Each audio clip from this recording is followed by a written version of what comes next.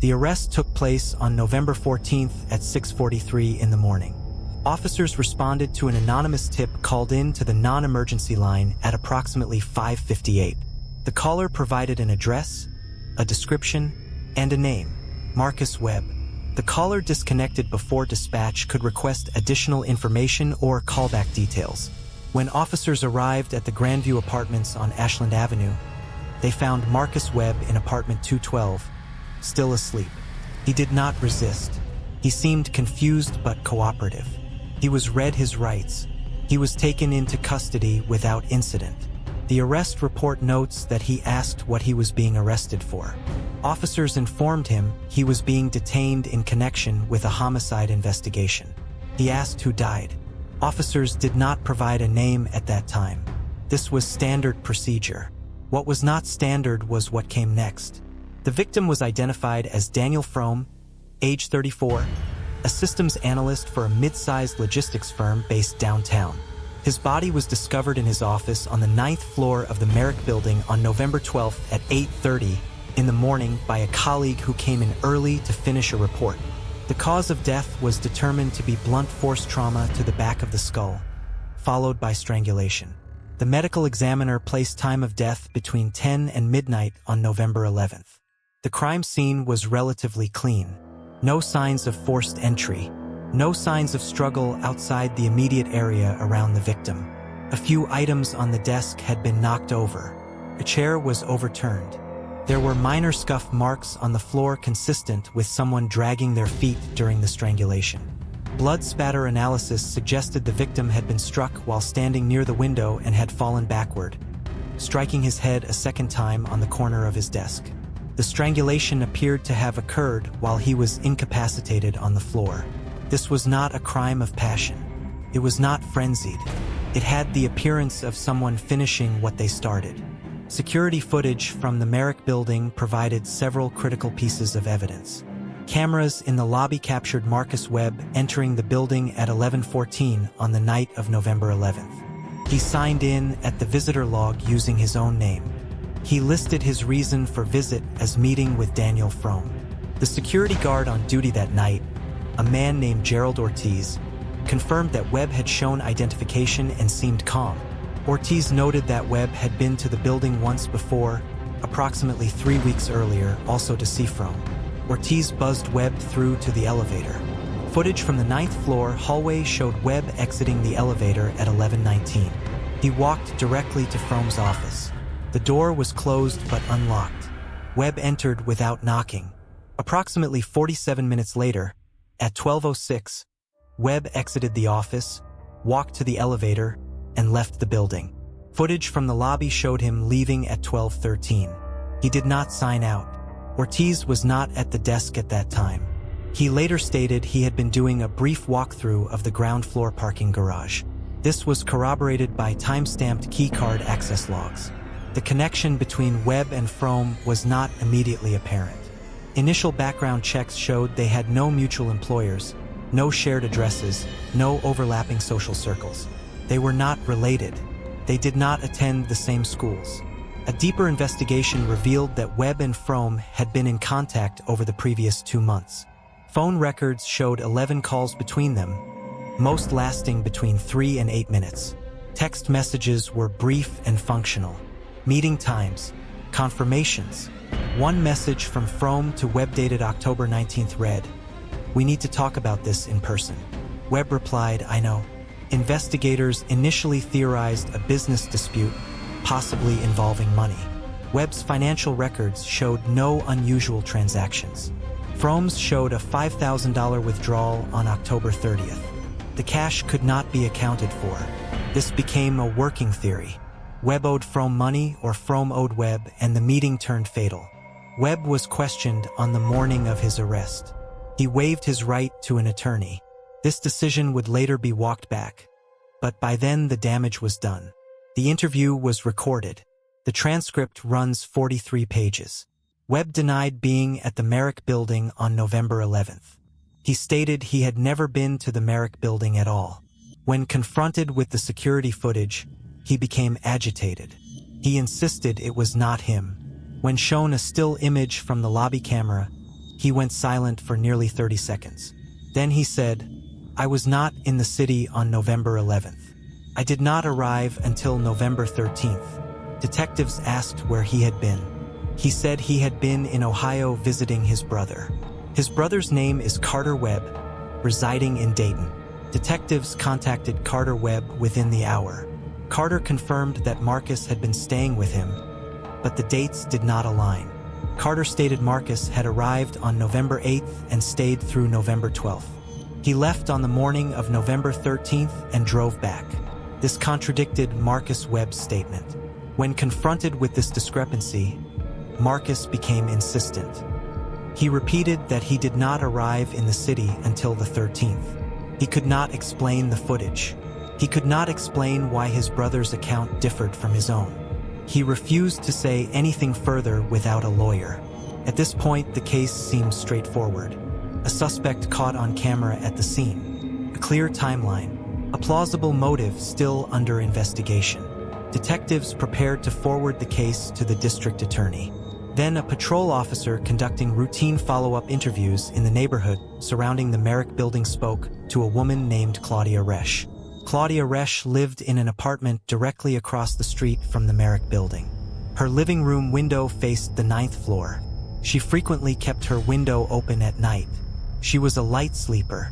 She told the officer she remembered the night of November 11th clearly because she had been woken by a sound she could not identify.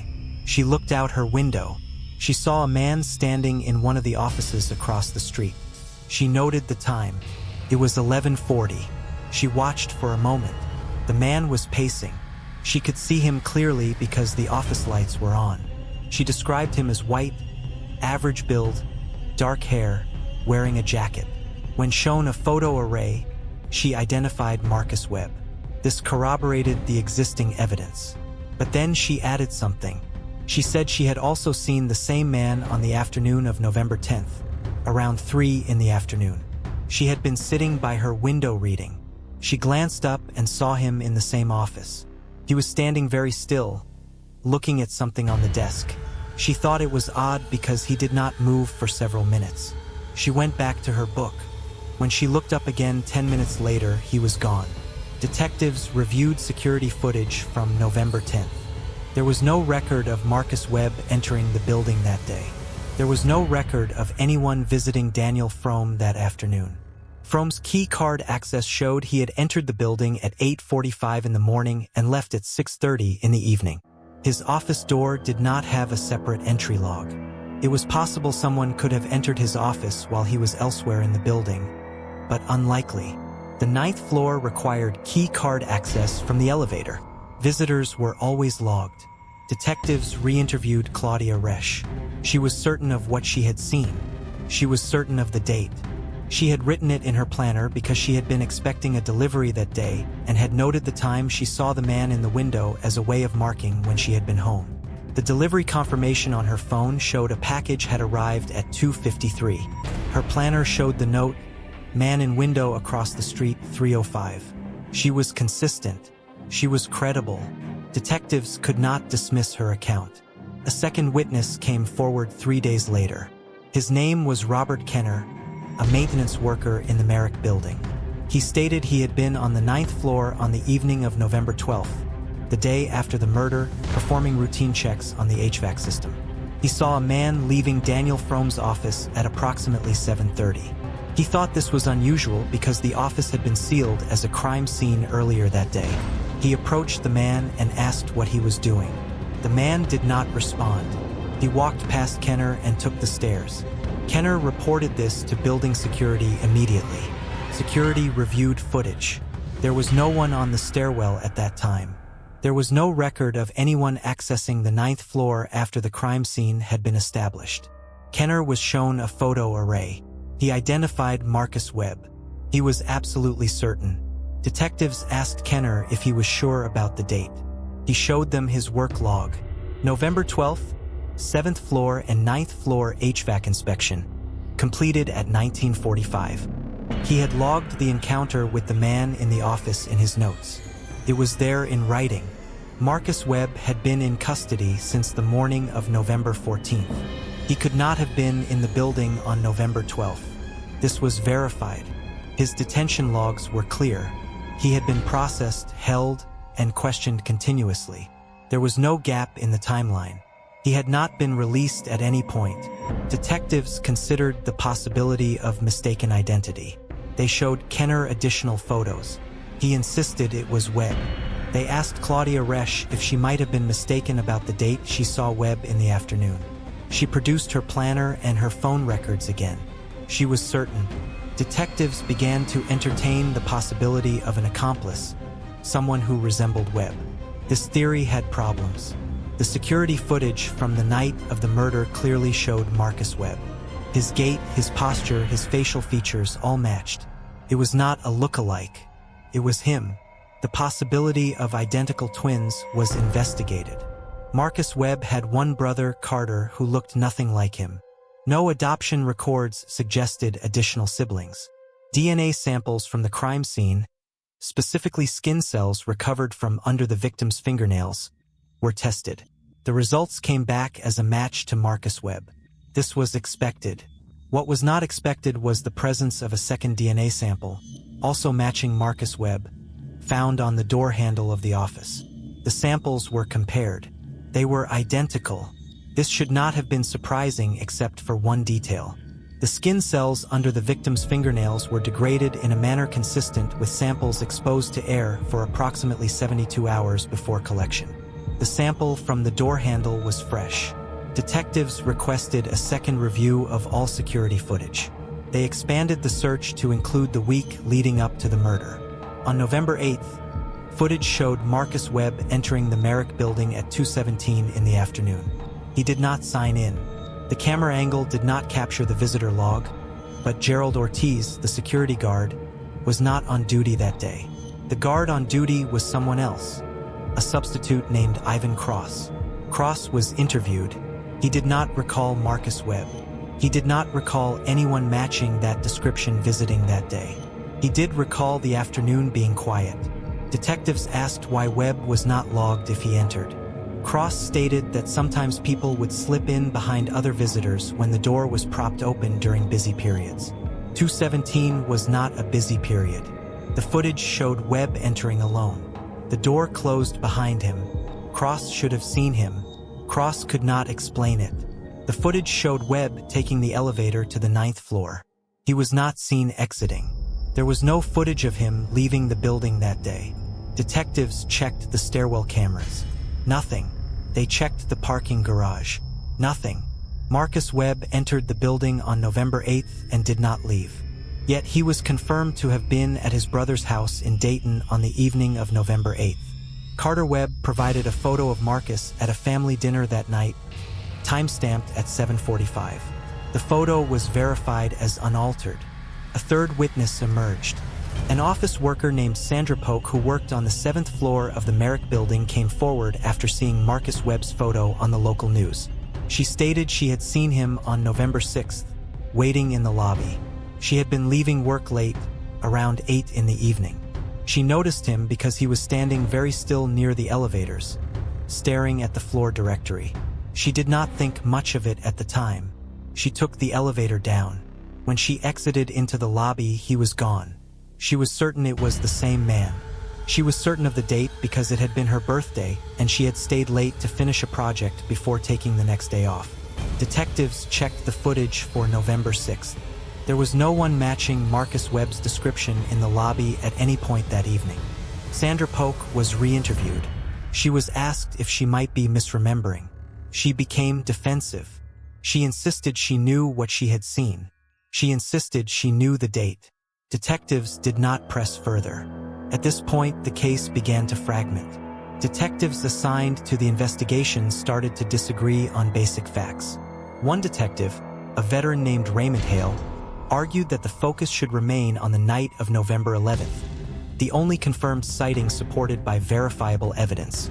Another detective, Laura Chun, believed the additional sightings could not be ignored and suggested a broader timeline.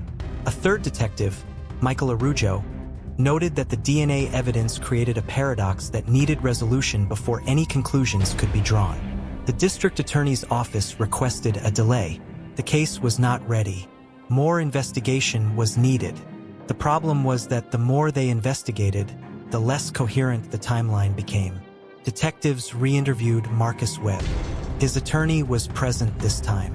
Webb was asked to account for his whereabouts on every date a witness had placed him at or near the Merrick building. He provided an alibi for November 6th. He had been at work. His employer confirmed this. Timesheets showed he had clocked out at 5:30. His apartment was 40 minutes from the Merrick building. He stated he went home, ate dinner, and watched television. He lived alone. No one could verify this. For November 8th, he reiterated that he had been in Dayton with his brother. For November 10th, he stated he did not remember what he had been doing that afternoon but insisted he had not been downtown. For November 11th, he repeated that he had not been in the city at all. His attorney suggested the witnesses were mistaken or that someone was impersonating Webb. Detectives asked if Webb had any enemies. He said no. They asked if anyone had reason to frame him. He said no. They asked if he had ever been to the Merrick building. He hesitated. Then he said yes once about 3 weeks before the murder. This matched Gerald Ortiz's statement. Webb stated he had met with Daniel Frome to discuss a job opportunity. Frome worked in logistics. Webb had a background in supply chain management. The meeting had gone well. They had scheduled a follow-up. Webb stated the follow-up never happened. He said Frome stopped returning his calls. He did not know why. Detectives asked if this made him angry. Webb said no. He said he assumed Frome had hired someone else. Detectives asked why he had not mentioned this earlier. Webb said he did not think it was relevant. His attorney interjected. The interview was terminated. Forensic analysis of the crime scene revealed additional inconsistencies. The blood spatter patterns on the wall near where Daniel Frome had fallen did not match the expected distribution based on the medical examiner's report. 2 separate spatter analysts reviewed the scene. They both noted the same problem. The spatter suggested the victim had been struck while in a different position than initially assessed. One analyst theorized the victim had been standing closer to the door, not the window. Another theorized there had been 2 separate impacts, not one. The medical examiner was asked to review the autopsy findings. The skull fracture was consistent with a single blow. The medical examiner stood by the original assessment. The spatter analysts could not reconcile this. They suggested the possibility of the scene being altered post-mortem. No evidence of tampering was found. The crime scene photos taken on the morning of November 12th showed the office exactly as described in the initial report. Yet when detectives returned to the office on November 19th to conduct a secondary sweep, they found a small blood stain on the door frame that had not been documented in the original photos. The stain was tested. It matched Daniel Frome's blood. Detectives reviewed the photos again. The stain was not there. They checked the photographer's metadata. The photos were unaltered. The stain had appeared after the photos were taken. This was impossible unless someone had returned to the scene, but the office had been sealed and monitored. Security logs showed no unauthorized access. Claudia Resch called the Detective Bureau on November 21st. She stated she needed to correct her earlier statement. She said she had been reviewing her planner and realized she had been mistaken about the date she saw Marcus Webb in the afternoon. It was not November 10th. It was November 9th. Detectives asked why she was certain now. She said she had confused 2 entries in her planner. The delivery she had been expecting was on November 9th, not November 10th. She apologized for the confusion. Detectives thanked her and updated their notes. Then Robert Kenner called. He stated he needed to clarify his earlier statement. He said he had checked his work logs again and realized he had been on the 9th floor on November 13th, not November 12th. He said he sometimes got his dates mixed up when filling out logs after the fact. He was certain now it was the 13th. Detectives noted this. Then Gerald Ortiz called. He stated he had been reviewing the visitor logs and realized Marcus Webb had signed in on November 10th, not November 11th. He said he must have misremembered when he gave his initial statement. Detectives pulled the visitor logs. Marcus Webb's signature appeared on both November 10th and November 11th. Ortiz was asked how this was possible. He said he did not know. He said he must have made an error. Detectives asked to see the original logs. Ortiz provided them. The signature on November 10th appeared to be written in a different pen. The handwriting matched Webb's signature from November 11th, but the ink was darker. A forensic document examiner analyzed both signatures. The examiner concluded they were written by the same person but could not determine which had been written first. The paper fibers under the November 10th signature showed compression consistent with writing over an existing impression, suggesting that page had been written on before. Yet the log was a bound book. There were no missing pages. There were no signs of tampering. Detectives began to suspect something was systematically wrong with the evidence. They ordered a full audit of all materials related to the case. Forensic evidence was re-examined. Witness statements were re-recorded. Security footage was reviewed frame by frame. The audit took 4 days. It revealed 37 inconsistencies ranging from minor discrepancies in timestamps to major contradictions in physical evidence. The most troubling finding involved the security footage itself. When reviewed at normal speed, the footage appeared continuous and consistent. When reviewed frame by frame, there were gaps. Not gaps in the sense of missing footage, but gaps in continuity. In one sequence from the lobby on the night of November 11th, Marcus Webb is seen entering the building at 11:14. In the next frame, the timestamp jumps to 11:16. The frame counter shows no missing frames. The footage is complete, yet 2 minutes are gone. This pattern repeated throughout the footage. Small jumps, seconds here, minutes there, always when Marcus Webb was in frame, always undetectable unless examined closely. Laura Chen, the detective who had been advocating for a broader investigation, began to develop a theory. She proposed that the witnesses were not mistaken or lying. She proposed that Marcus Webb had been at the Merrick building on multiple occasions, but that the security system had failed to record all of his visits due to a technical malfunction. This theory had merit until the technical team reviewed the system. They found no malfunctions. They found no errors. The system had been functioning normally. Chun revised her theory. She suggested someone had tampered with the footage, editing it to remove evidence of additional visits while leaving the visit on November 11th visible. This would suggest Webb was being framed. Raymond Hale disagreed. He argued the evidence against Webb was overwhelming and that focusing on inconsistencies was a distraction. Michael Arujo took a different position. He stated that the inconsistencies were not a distraction but the core of the case. He believed something else was happening, something none of them were seeing clearly. Marcus Webb was released on bail on November 27th. The judge cited insufficient evidence to hold him pending trial given the mounting discrepancies in the prosecution's timeline. The district attorney's office objected, but the ruling stood. Webb returned to his apartment. He was instructed not to leave the city. A reporter from the local paper contacted him for comment. Webb declined. His attorney issued a statement maintaining his innocence and expressing confidence the truth would emerge. 2 days later, on November 29th, a janitor working the overnight shift at the Merrick building reported seeing someone on the 9th floor. Security was called. Officers arrived within 6 minutes. They found no one. They checked the security footage. The cameras showed the janitor on the 9th floor at the time he reported seeing someone. The cameras showed no one else. The janitor was interviewed. He described seeing a man standing outside Daniel Fromm's office, looking at the door. He described the man as matching Marcus Webb's description. He was certain. Officers checked Marcus Webb's location. Webb was at his apartment. His attorney confirmed Webb had been home all evening and could provide witnesses. The janitor insisted he had seen someone. Officers suggested it might have been a reflection or a shadow. The janitor became agitated. He stated he knew what he saw. He quit 3 days later. Detectives requested a psychiatric evaluation of all witnesses who had reported seeing Marcus Webb. The evaluations were conducted by a court-appointed psychologist. All witnesses were found to be mentally competent. None showed signs of delusion or confabulation. Their memories were tested. They performed within normal ranges.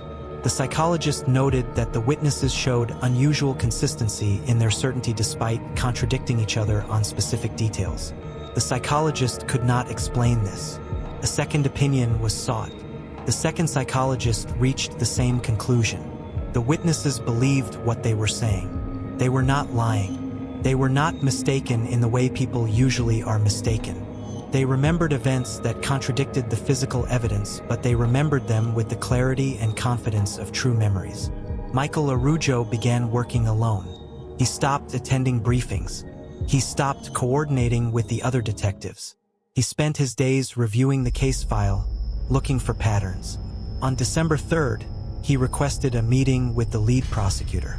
He presented a timeline he had constructed. The timeline showed Marcus Webb appearing at or near the Merrick Building on 6 different dates: November 6th, November 8th, November 9th, November 10th, November 11th, and November 13th. For each date, there was at least one witness or piece of evidence placing him there. For each date, there was also evidence proving he was somewhere else. Araujo had arranged the timeline spatially, with each date on a separate line. He had drawn connections between the sightings. The connections formed a pattern. The pattern was not linear. It was circular. November 6th connected to November 13th. November 8th connected to November 11th. November 9th connected to November 10th. Araujo explained that he believed the case was not about Marcus Webb being in multiple places at once, but about the same event being observed from multiple points in time. The prosecutor asked what he meant. Araujo stated he believed the crime scene was not fixed in time the way crime scenes are supposed to be. He believed it was somehow accessible from different moments, and that witnesses were seeing the same events but from different temporal positions. The prosecutor asked if he was suggesting time travel. Araujo said no. He said he was suggesting something worse. He said he believed time at the Merrick Building, specifically on the 9th floor, specifically in Daniel Fromm's office, was not functioning normally. He said he believed the office existed in multiple states simultaneously, and that every witness was telling the truth about what they saw, but they were seeing different versions of the same event overlapping each other. The prosecutor referred Araujo to the department psychologist. Araujo refused the referral. He submitted his report formally and requested it be entered into the case file. Raymond Hale read the report and called it delusional. Laura Chun read it and said it was an interesting thought exercise but not useful for prosecution. The report was filed and largely ignored. Then, on December 7th, Sandra Polk, the woman who had reported seeing Marcus Webb in the lobby on November 6th, contacted the Detective Bureau again. She stated she had been back to the Merrick Building for a meeting. She had taken the elevator to the 7th floor. When the doors opened, she saw Marcus Webb standing in the hallway. She immediately stepped back into the elevator and called the police. Officers arrived within 10 minutes. They searched the 7th floor. They found no one. Security footage showed Sandra Polk entering the elevator and riding to the 7th floor. The footage showed the doors opening. The footage showed her stepping back into the elevator and pressing the button for the lobby. The footage showed no one in the hallway. Sandra Polk was brought in for questioning. She was shown the footage. She insisted the man had been there. She described his exact position. She described his clothing. She described the expression on his face. She said he had been staring at her. Officers checked Marcus Webb's location. Webb was at his attorney's office in a meeting that had lasted from 2 until 4:30. 12 people could confirm this. Sandra Polk was asked if she might have imagined it. She became upset. She stated she was not crazy. She stated she knew what she saw. She refused to answer further questions. She filed a complaint against the department for harassment. The complaint was dismissed, but the incident was noted. On December 9th, the case took a turn that could no longer be rationalized.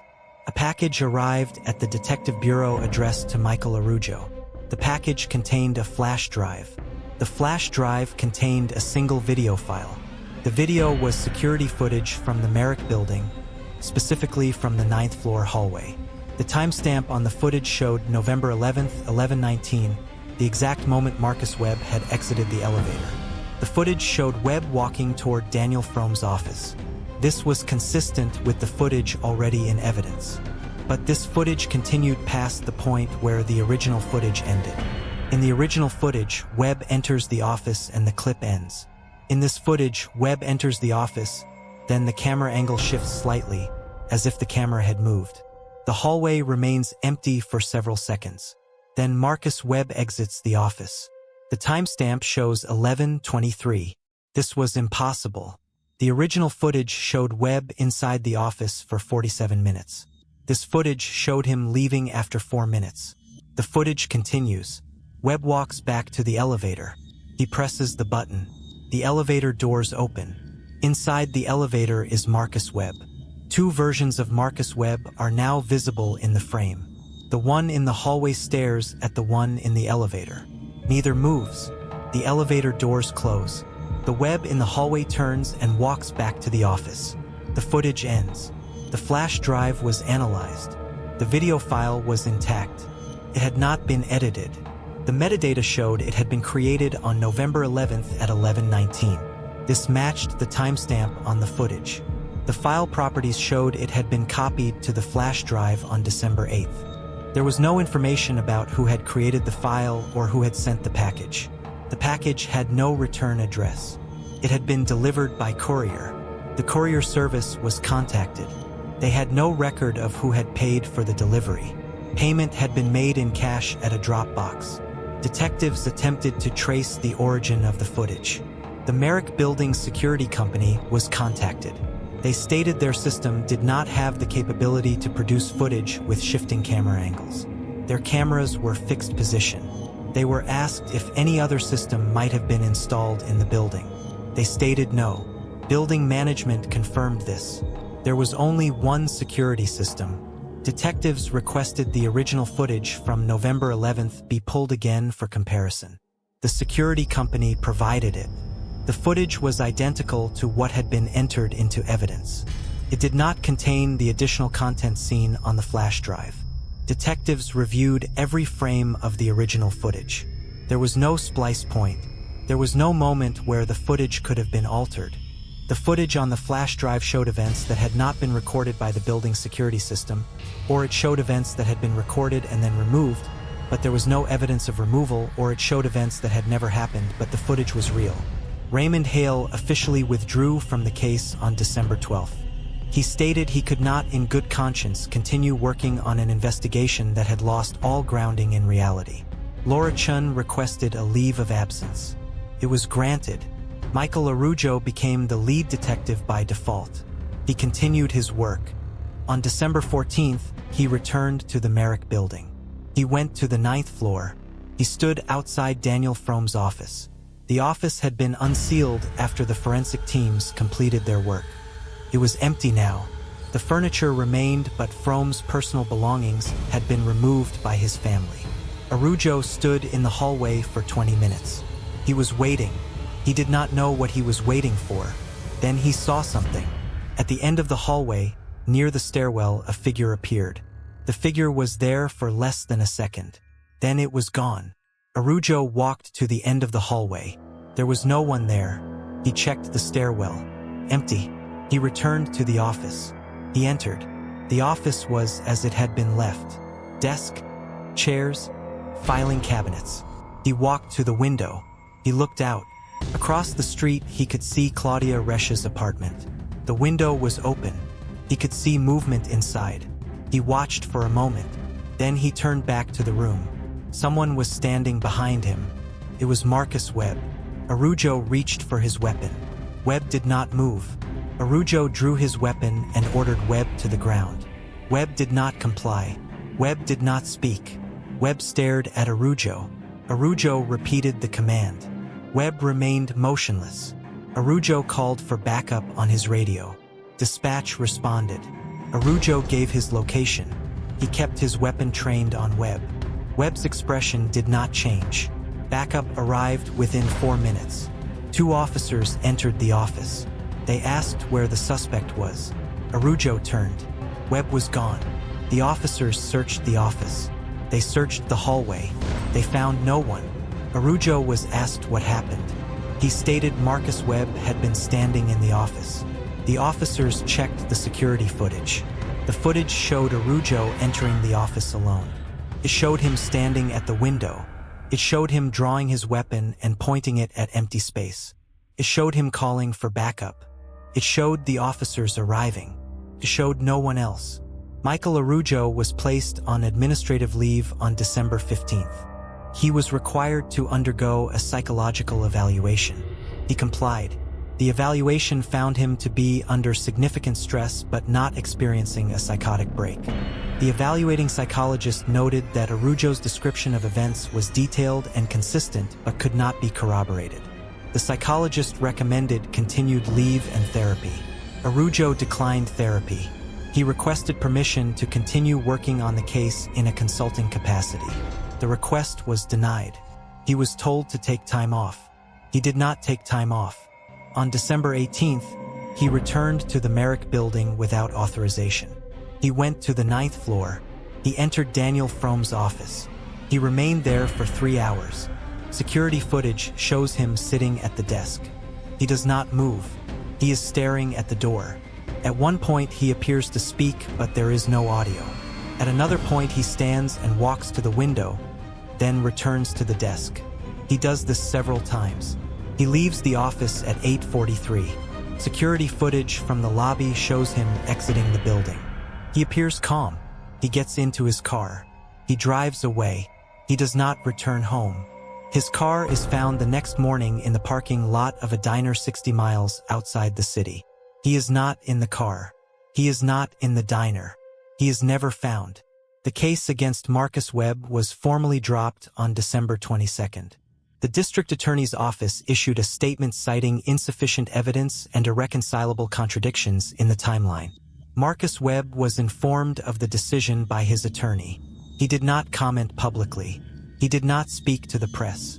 He returned to his life. He returned to work.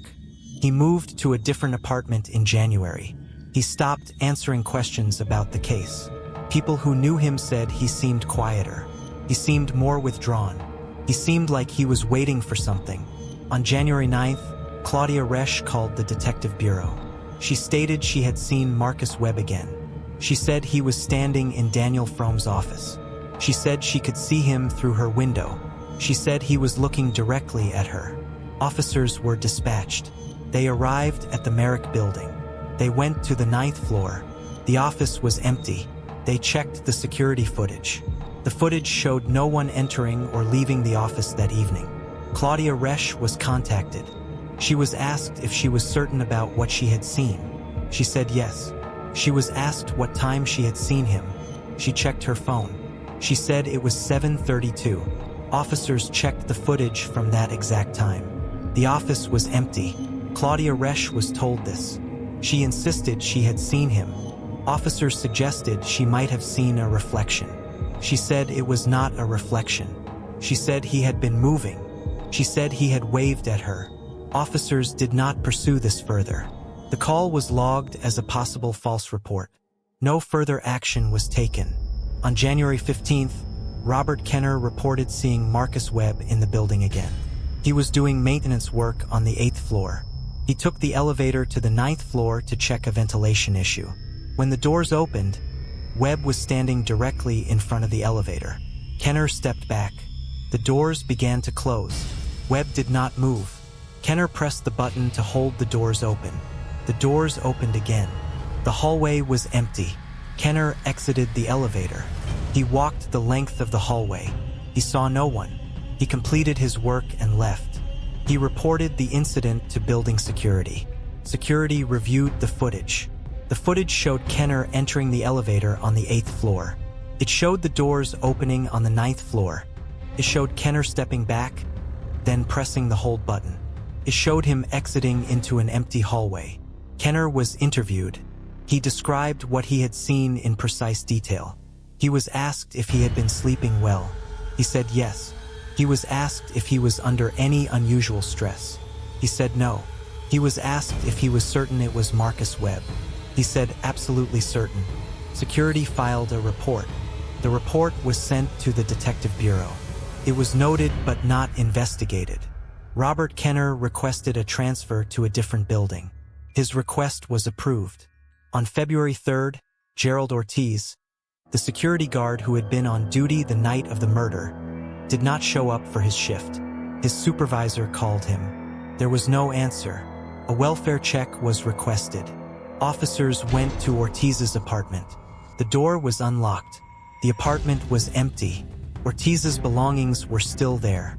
His wallet was on the kitchen counter. His phone was on the coffee table. The last call on his phone was to the Merrick Building security office at 11:57 on February 2nd. The call lasted 6 seconds. When the security office was asked if they recalled the call, the supervisor stated Ortiz had called to report seeing someone on the 9th floor. The supervisor had asked who. Ortiz had said Marcus Webb. The supervisor had told him to check the cameras. Ortiz had said he was looking at the cameras and Webb was not on them, but he could see him standing in the hallway. The supervisor had asked Ortiz if he was feeling all right. Ortiz had hung up. The supervisor had assumed it was a prank call. Security footage from the building on the night of February 2nd showed the 9th floor hallway empty at all times. Gerald Ortiz was never found. On February 7th, Laura Chun, the detective who had requested leave, returned to the detective bureau. She stated she needed to speak with someone about the Webb case. She was told the case had been closed. She said she understood, but she had information. She was directed to a senior investigator. She told the investigator she had been experiencing something she could not explain. She said that for the past 3 weeks she had been seeing Marcus Webb. Not in person, in her peripheral vision. She would be walking down the street and see him standing on the corner. When she turned to look, he was gone. She would be driving and see him in her rearview mirror. When she looked again, he was not there. She said it was happening more frequently.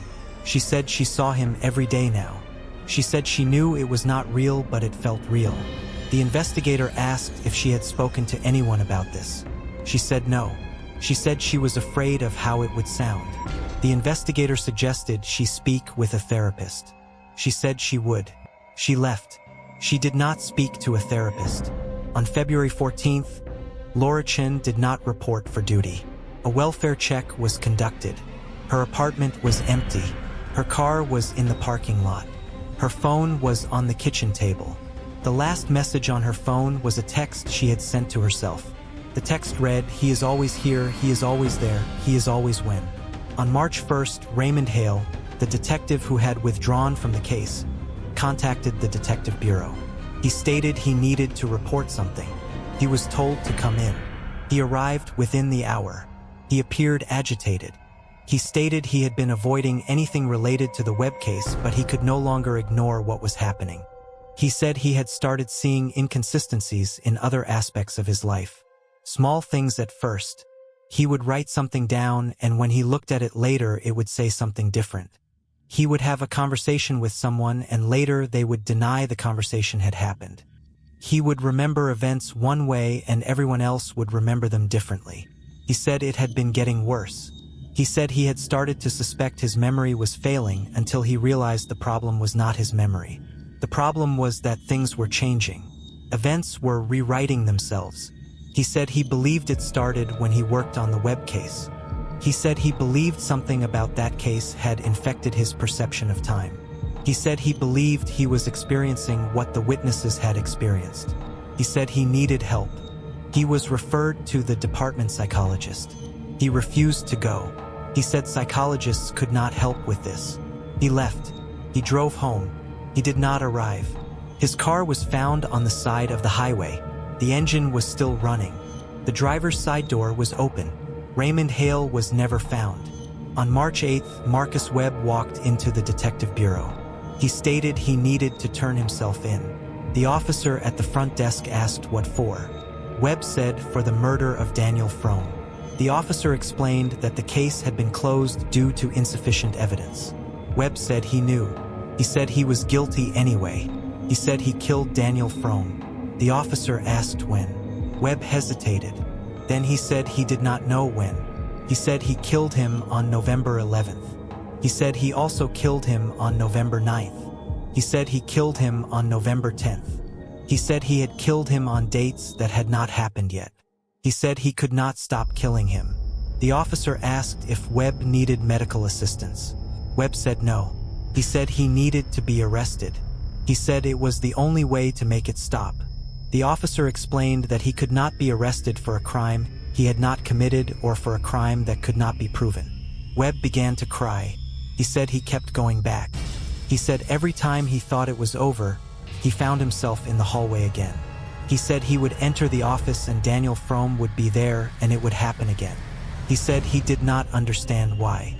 He said he did not remember deciding to do it the first time. He said he only remembered doing it over and over. He said he could feel it happening right now in another time. He said he was always there. He said he was standing in that office in every moment and he could not leave. The officer called for a supervisor.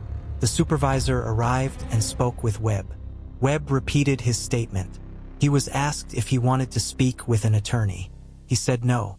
He was asked if he wanted to make a formal confession. He said yes. He said he was guilty of killing Daniel Frome in a way that never stopped happening. He said the crime was not in the past. He said it was still occurring. He said it would always be occurring. He said he was killing Daniel Frome right now even as he stood in the detective bureau. He said he could see it. He said he could see himself in the office and he could see Daniel Frome turning around and he could see what was about to happen and what had already happened and what was always happening and he could not tell them apart anymore. Marcus Webb was taken to a psychiatric facility for evaluation. He was held for 72 hours. The evaluation found him to be experiencing a severe dissociative episode with delusional content centered on temporal distortion. He was not found to be a danger to himself or others. He was released on March 11th. He returned to his apartment. He did not leave. Neighbors reported seeing him standing at his window at all hours. They said he never seemed to sleep. They said he was always looking at something, but there was nothing there. On March 20th, building maintenance entered his apartment after neighbors complained of a smell. The apartment was empty. The windows were open. There was no sign of Marcus Webb. There was no sign of a struggle. There was no sign of where he had gone. On the kitchen table was a note. The note was written in Marcus Webb's handwriting. The note said, "I am in the office. I have always been in the office. I will always be in the office. I am there now. I am watching myself. I am watching him. It is happening again. It never stops happening." The Merrick building was investigated again on March 22nd. Officers went to the 9th floor. They entered Daniel Frome's office. The office was as it had been left. Desk, chairs, filing cabinets. They searched for any sign of Marcus Webb. They found nothing. They reviewed the security footage. The footage showed the office empty. They were about to leave when one of the officers noticed something. He noticed that the shadow on the floor near the window was slightly wrong. Shadows do not move on their own. This one did. He watched it. The shadow shifted. It moved across the floor. It moved up the wall. It took the shape of a person. The officer called to his partner. His partner looked. The shadow was gone. The officer insisted he had seen it. His partner suggested they leave. They left. They filed a report. The report stated that no evidence of Marcus Webb was found in the office. The report also stated that one officer observed an unexplained visual phenomenon that could not be verified. The report recommended the office be sealed indefinitely. The recommendation was approved. The office was sealed. A notice was posted on the door stating the room was off-limits pending further investigation. The investigation was never completed. On April 2nd, Claudia Resch moved out of her apartment. She told the landlord she could not live there anymore. She said she kept seeing things in the building across the street. She said she knew they were not real, but she could not stop seeing them. She said the worst part was that the things she was seeing were becoming more detailed. She said at first it had been just a figure in the window. Now she could see his face. Now she could see his hands. Now she could see what he was doing. She said she did not want to see it anymore. She left the city. She did not provide a forwarding address. On April 9th, Sandra Polk resigned from her job. She told her supervisor she was leaving for personal reasons. She did not give details. Coworkers said she had become increasingly anxious over the past few months. They said she refused to take the elevator. They said she would not go near the 9th floor. They said she had mentioned seeing someone who should not be there. They said she seemed afraid. Sandra Polk moved to another state. She did not speak to investigators again. On April 15th, the Merrick Building security system experienced a malfunction. All cameras on the 9th floor went offline simultaneously. Technicians were called. They arrived within an hour. They found no mechanical failure. They found no software errors. The system simply stopped recording. When asked how this was possible, the lead technician stated it should not be possible. He stated the system was designed with redundancies. He stated all backups had also failed at the exact same moment. He stated the timestamp on the failure was November 11th at 11:19. He stated this was impossible because the system had been functioning normally since November 11th and the current date was April 15th. He stated he did not understand what he was looking at. The system was rebooted. The cameras came back online. Footage from the 9th floor showed the hallway empty. Footage from the sealed office showed the room empty. Technicians reviewed the system logs. The logs showed continuous operation with no interruptions. The logs showed no record of the malfunction that had just occurred. On May 3rd, a new tenant moved into the office that had been Daniel Fromm's. The office had been unsealed in late April after the building's management company determined there was no legal reason to keep it closed. The new tenant was a consultant who worked alone. He requested no changes to the office. He moved in his desk and computer and began working. On his second day, he called building security. He stated there was someone in his office. Security asked him to describe the person. He stated it was a man, white, average build, dark hair, standing near the window. Security reviewed the camera. The office was empty except for the tenant. The tenant was told this. He insisted someone was there. He said the man was looking at him. He said the man was not moving. Security sent someone up. When security arrived, the tenant was standing in the hallway. He refused to go back into the office. He said the man was still in there. Security entered the office. It was empty. The tenant was shown the footage. He watched it. He said the footage was wrong. He said he knew what he had seen. He moved out that afternoon. The office has remained empty since then. The case file for the murder of Daniel Fromm remains open. No charges have been filed. No suspect is in custody. Marcus Webb is listed as missing. Michael Arujo is listed as missing. Laura Chun is listed as missing. Raymond Hale is listed as missing. Gerald Ortiz is listed as missing. The official record states that Daniel Fromm was killed on November 11th by a person or persons unknown. The official record does not mention the inconsistencies. It does not mention the witnesses who saw things that could not have happened. It does not mention the footage that should not exist. It does not mention the shadows that move on their own. The official record is a summary. It is clean. It is linear. It is false. Investigators who have reviewed the case in the years since have noted a pattern. Every person who was directly involved in the investigation has either disappeared or refuses to speak about it. Every piece of evidence has been re-examined and found to be both authentic and impossible. Every witness has maintained their account despite all evidence to the contrary. The case has been described as unsolvable. It has been described as a cautionary tale about the limits of forensic science. It has been described as an example of mass hysteria or shared delusion. None of these descriptions are accurate. The case is not unsolvable. It is not a failure of evidence. It is not a psychological phenomenon. The case is something else. The case is a document of an event that does not exist in a single moment but across many moments simultaneously. The crime that was committed in Daniel Fromm's office on November 11th was not a discrete act. It was a rupture. It was a point where time folded back on itself and the sequence of events stopped being a sequence. What happened in that office is still happening. It has never stopped happening. Marcus Webb is still there. He is standing in the hallway. He is entering the office. He is raising his hand. He is bringing it down. He is watching Daniel Fromm fall. He is reaching for his throat. He is applying pressure. He is watching the life leave. He is standing up.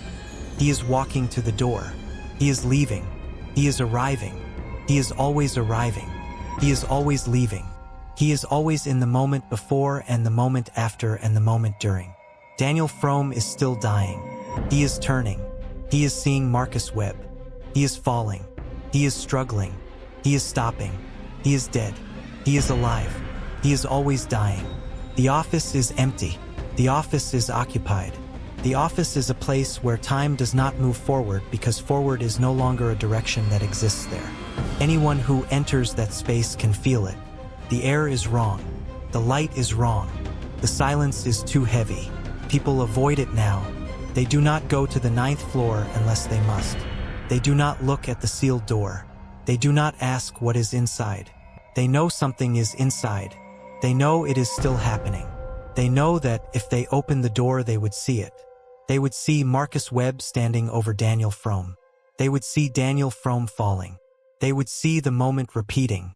They would see that it has always been repeating. They would see that every witness was telling the truth. They were seeing the same crime from different angles in time. They were seeing it as it happened on November 11th. They were seeing it as it happened on November 9th. They were seeing it as it happened on November 6th. They were seeing it as it happens now. They were seeing it as it will happen tomorrow. They were seeing an event that no longer obeys the rule that things occur once and then are over. The crime is not in the past. The crime is not a memory. The crime is present. It is continuous. The last known communication from Marcus Webb was a voicemail left on his brother's phone on March 19th, the day before he disappeared. The voicemail was 37 seconds long. For the first 12 seconds, there is only breathing. Then Marcus Webb's voice says, "I can see all of it now.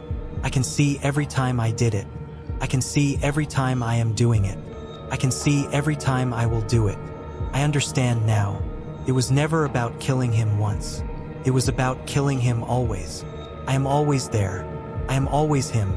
I am always watching." Then the breathing resumes. Then the call ends. His brother saved the message. He has listened to it many times. He says that each time he listens, the words are slightly different. Sometimes Marcus says, "I killed him." Sometimes he says, "I am killing him." Sometimes he says, "I will kill him." Sometimes he says, "He is being killed."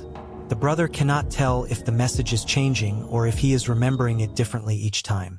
He says it does not matter anymore. He says the meaning is the same. Marcus is gone. Marcus is in the office. Marcus will always be in the office. The crime is still happening. The crime will always be happening. There is no before. There is no after. There is only during, stretched across time, folded into itself, a loop that cannot close because it was never opened, an event that exists in every moment because it has escaped the moment, a murder that will never be solved because it will never be complete, and Marcus Webb is standing in that office right now watching himself kill Daniel Frome again for the first time and last time and every time in between.